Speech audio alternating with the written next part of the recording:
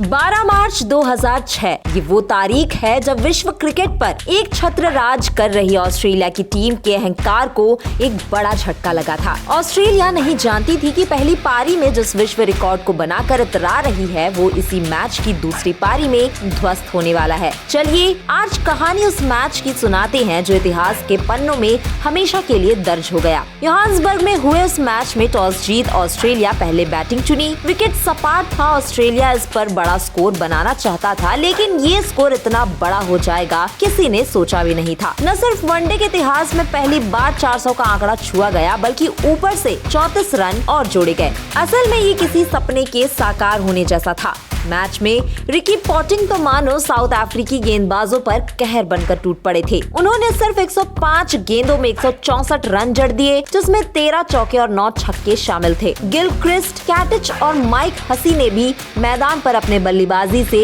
रंग जमाया। रनों का एवरेस्ट खड़ा हो चुका था। इनिंग्स ब्रेक के दौरान ही साउथ अफ्रीका मैच से बाहर बताया जाने लगा और ऑस्ट्रेलिया की जीत लगभग तय मान ली गई। लेकिन दूसरी पारी में साउथ अफ्रीकी टीम मैदान पर कुछ और ही इरादों के साथ उतरी। चोकिंग के लिए बदनाम ये टीम उस दिन न जाने किस मूड में थी। महज 3 रन पर ओपनर डिपेनॉर बोल्ड हो गए, लेकिन फिर कप्तान ग्रिम स्मिथ और हर्शल गिब्स ने मैदान पर आतंक मचा दिया, जिससे ऑस्ट्रेलियाई टीम के होश उड़ गए। पारी के 23वें ओवर में 55 गेंदों पर 90 रन बनाकर स्मिथ आउट हुए, लेकिन तब तक टीम का स्कोर 190 रन पार जा चुका था। दूसरी ओर गिब्स का कहर जारी रहा। उस दिन वो किसी और ये प्लैनेट खिलाड़ी लग रहे थे। हम ऐसा क्यों कह रहे हैं आगे आपको बताएंगे। गिब्स ने सिर्फ 111 गेंदें खेलकर 175 रन बना डाले, जिनमें 21 चौके और 7 छक्के गगनचुंबी छक्के शामिल थे। जब चौथे विकेट के रूप में गिब्स आउट हुए तो साउथ अफ्रीका को 136 रन और बनाने थे और सिर्फ 107 बची थी।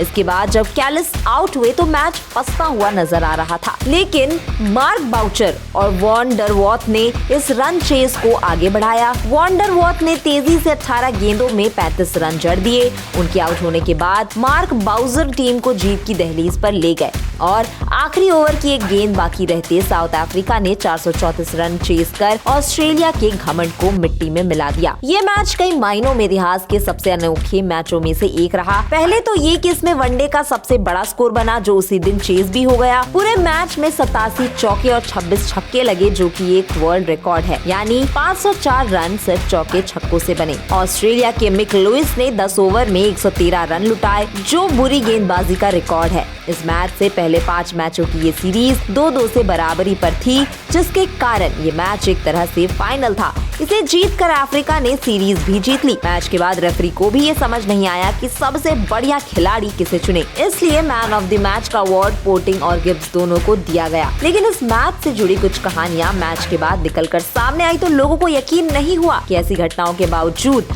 साउथ अफ्रीका वो मैच जीत कैसे गया।